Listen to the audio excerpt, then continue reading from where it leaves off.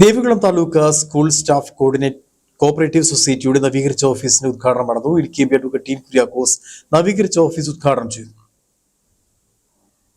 Devikulam taluk school staff cooperative സൊസൈറ്റിയുടെ നവീകരിച്ച ഓഫീസിന്റെ ഉദ്ഘാടനം നടന്നു. അടിമാലി അമ്പലപ്പടിക്ക് സമീപമാണ് പുതിയ ഓഫീസ് നിർമ്മാണം പൂർത്തീകരിച്ച് പ്രവർത്തനം ആരംഭിച്ചിരിക്കുന്നത്.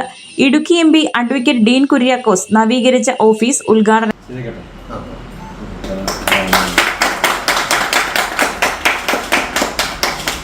ദേവികുളം താലൂക്ക് താരതമ്യേന നമ്മളെയൊക്കെ സംബന്ധിച്ചിടത്തോളം ഇടുക്കി ജില്ല മൊത്തത്തിലെടുത്ത് പരിശോധിക്കുമ്പോൾ ഒരുപാട് പരിമിതികളുള്ള ഒരു മേഖലയാണ്. ബഹുഭൂരിപക്ഷം വരുന്നത് തോട്ടം മേഖലയാണ്.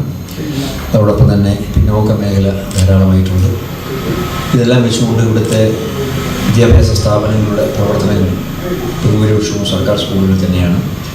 സർക്കാർ സ്കൂളുകളിൽ ഉള്ള അധ്യാപകരും സ്റ്റാഫ് അംഗങ്ങളും എല്ലാവരും ഒക്കെ കൂടി ചേരുന്ന ഒരു വലിയ കമ്മ്യൂണിറ്റി സ്കൂൾ സ്റ്റാഫ് എന്നുള്ള തലത്തിൽ വരുന്നു. നേരത്തെ പ്രൈവറ്റ് സ്കൂൾ മാനേജ്മെൻറ്റുകളുടെ കീഴിൽ പ്രവർത്തിക്കുന്ന സ്റ്റാഫ് അംഗങ്ങളെ മാത്രം ഉൾപ്പെടുത്തിക്കൊണ്ട് ഉണ്ടായിരുന്ന ഈ സംഘടന, ഈ പ്രസ്ഥാനം.